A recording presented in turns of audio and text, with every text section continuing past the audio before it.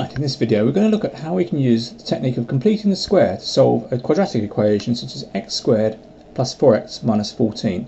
Now, our first thought should always be, can we factorise the quadratic? Because that is definitely the quickest way.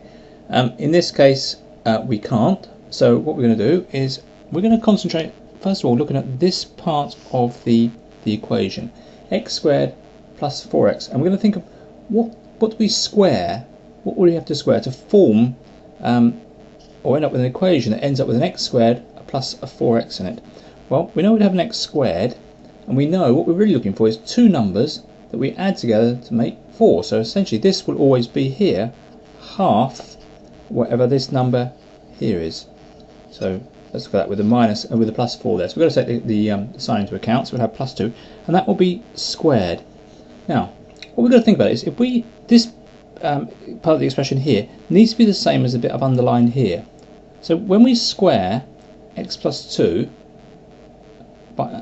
and when we sort of square that part of the bracket there, we end up with x squared plus 4x and another plus 4. So really, for these to be the same, we then need to take away that 4. So this part of the expression here will match that bit there. Let me just sort of go over that again. So when I expand this part, I would get x squared plus 4x plus 4. So I've actually got here, in the end here, an additional 4. And therefore what I've got to do is get rid of that. So what I do is I take away 4.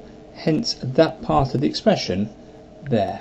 That's where my minus 4 came from. I'm just going to get rid of this bit at the bottom because I want to then continue down the page. So having got that sorted, we've then got our take away 18 on the end equals 0. Right, now we're just going to tidy this up a little bit. So here we've got x plus 2 squared, and this bit here minus 4, take away 18 gives us minus 22, and that will equal 0. So we're getting close. We're just going to rearrange this again. So we get x plus 2 squared, so that's my perfect square there. That will be equal to 22. Now, next step when we solve this sort of equation is we square root each side, so we get x plus 2, and that will equal the square root of 22. We must remember there's two possibilities around the square root of 22.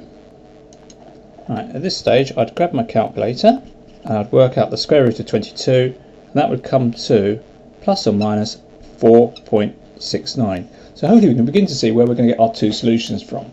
So x plus 2 could equal 4.69, or x plus 2 could equal minus 4.69.